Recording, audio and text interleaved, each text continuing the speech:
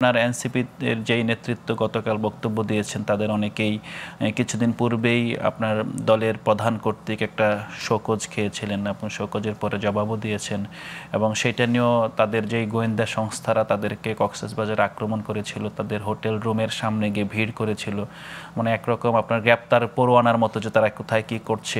তো সেক্ষেত্রেও তাদের হয়তো বা এই গোয়েন্দা সংস্থার প্রতি পাশাপাশি মিডিয়াদের প্রতি একটা ক্ষোভ ছিল। এই ক্ষোভটা কিছু ক্ষেত্রে হয়তো সঙ্গত, কারণ মিডিয়া আপনি দেখেছেন যে চ্যানেল ওয়ানের যে সাংবাদিক পারভেজ সাহেব আজকে একটা লাইভ করেছেন, সেখানে তিনি স্পষ্টত উল্লেখ করেছেন, তিনি একটা প্রশ্ন ছুড়ে দিয়েছেন।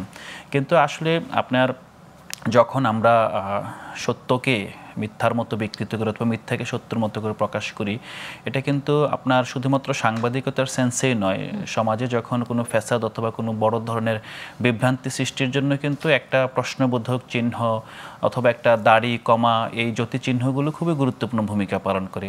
তো সেক্ষেত্রে আপনার এই বিষয়টি যেগুলো অমূলক প্রমাণিত হয়েছে যে সেক্ষেত্রে আপনার কক্সবাজারে সে হোটেলে কোনো পিটার হাসও ছিল না, সেখানে কোনো আমেরিকান সিটিজেনও ছিলেন না, এবং হ্যাঁ কিছু ক্ষেত্রে তারা সেখানে যাওয়াটাই একটা মস্ত বড় আপনার প্রশ্নের জন্ম দিয়েছে, কেন 5 অগাস্টের মতো একটা ঐতিহাসিক এবং গুরুত্বপূর্ণ দিন তারা যাবেন, সেটা ভিন্ন তর্ক। কিন্তু সেই তর্কটা ছাপিয়ে চলে আসলো তারা কার সাথে বৈঠক করছেন, সেখানে কি করছেন, এবং সেটাকে সামহাও ক্রিমিনালাইজ করা হয়েছে। তো সেই ক্ষেত্রে আমার মনে হয় গতকালের বক্তব্য যতটা না আপনার সাংগঠনিকভাবে বাংলাদেশের যে কাঠামোগত সংস্কারের যে একটা দীর্ঘস্থায়ী রূপরেখার দিকে দেশ যাচ্ছে, সেটার চেয়ে বরং তাদের যে একটা ভিকটিমহুড, তারা যে ভিকটিম হয়েছেন ইমিডিয়েট আপনারা ওই ঘটনার পর কিন্তু গতকালে তারা প্রথম প্রকাশ্যে আসলেন।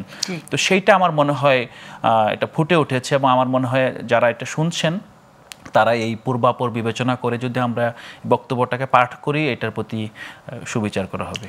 এটা ব্যক্তিগত মত, এটা কি আপনার মনে হয় বা আপনার মন্তব্য নাকি আপনাদের দলীয় মন্তব্য? আমাদের এই বক্তব্যের পরে কিন্তু দলের আহ্বায়ক নাহিদ ইসলাম বক্তব্য দিয়েছেন, আক্তার হোসেন বক্তব্য দিয়েছেন। তাদের বক্তব্যকে কোনোভাবে ফেব্রুয়ারিতে নির্বাচনের যে দাবি অথবা নির্বাচনের যে সরকারের সিদ্ধান্তটাকে আপনার চ্যালেঞ্জ করা হয়েছে অথবা বলা হয়েছে যে নির্বাচন কোনোভাবে আমরা হতে দিব না, এরকম কিছু বলা হয়নি। নাহিদ ইসলাম 1-11 সংখ্যার কথা আবার বলেছেন। 1-11 সংখ্যা দেখেন, 1-11 সংখ্যাটা আমরা দেখেছি এটা কিছুদিন পূর্বে মাহফুজ আলম সরকারের একজন উপদেষ্টা তিনিও লিখে আবার ডিলিট করেছেন।